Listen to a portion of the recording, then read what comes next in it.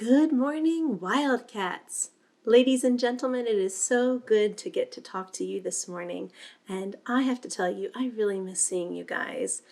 Normally, we get to create every single day of the week, and it has been a long time since we got to use our creative abilities together. So I hope you guys have been creative at home, and I hope you've been using your imaginations. In fact, imagination has a lot to do with today's art lesson. In fact, you're probably wondering right now, Mrs. Hill, what's the big idea? Well, let me tell you. Today's big idea is this. How do I go somewhere spectacular?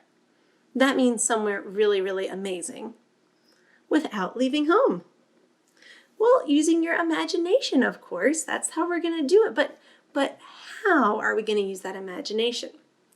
We're going to need something that's bright, something that's fun, something that's light, and something that will lift our spirits to give us a new perspective.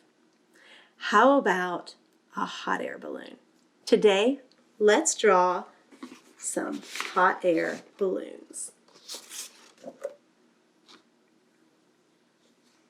Now, the great thing about hot air balloons is that they have a wonderful mixture of science and of art and even of history. If you're interested in the science and history part, I really recommend a video series by PBS called It's Okay to Be Smart. Just Google It's Okay to Be Smart hot air balloons and you'll find an awesome lesson and episode and a man who goes up in a pink pig hot air balloon. That's all I'm saying.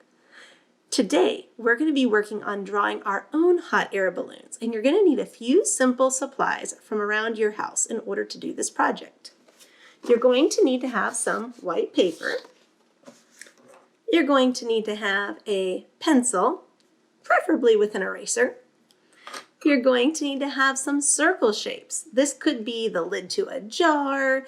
This could be the lid to some jam. It could be a big circle from a Cool Whip container or another kind of round stencil that you just happen to have on hand. Any circle will do for this project. And if you want to take your artwork later on from good to great, then I highly recommend you have some markers. You can use any type of circle that you would like to use for your stencil for this particular project. These two would work fine. This one would be really nice, but it's a little bit large. So if you want the main subject, the hot air balloon, to stand out the most, use a larger circle. But if you want your main subject to be the other things going on in the picture, use a little bit smaller one. I'm going to start by tracing my stencil. And then underneath my stencil, I'm going to make a small rectangle. From the edge of my balloon to the edge of my rectangle, I'm going to make a diagonal line on either side of my balloon. And then underneath that, I'm going to make a small rectangle. That's going to become the basket for my hot air balloon. Now, as I'm working on this design, I'm going to want to think about the curve of the balloon.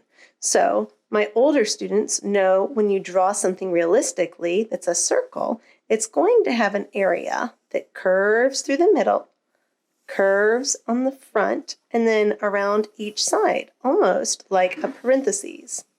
Now, if you make any marks that are a mistake, no worries, it's easy to fix. I'm going to take my black marker and go over these design marks now so that way you'll be able to see it better.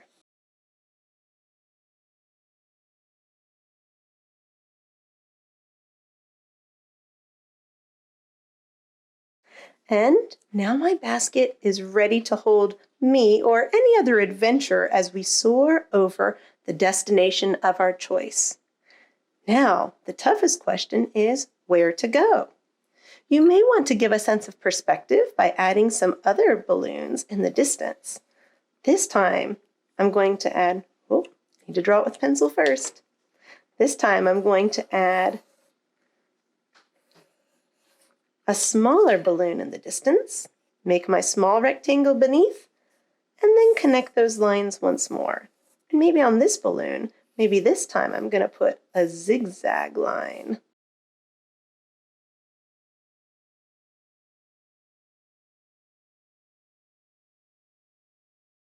All right. Now, artists, we've got a pretty good start with our scene. What we really need is to give a sense of perspective. That's probably what all of us need in the middle of this COVID-19 adventure. Our sense of perspective, though, is going to allow us to have a high vantage point from up high in the air. So I'm going to make a very low horizon line. And in my picture, I'm going to make a scene you may be able to guess. If you guessed a pyramid, you guessed right. I'm going to take my hot air balloon adventure over some pyramids in the desert in Egypt. And of course, adding those details takes your artwork from good to great. Now you may want to add other balloons in the sky, off in the distance, or you may want to do some clouds to give your picture a better sense of perspective. It's up to you, because now that you've got this hot air balloon drawing skill, the sky is the limit.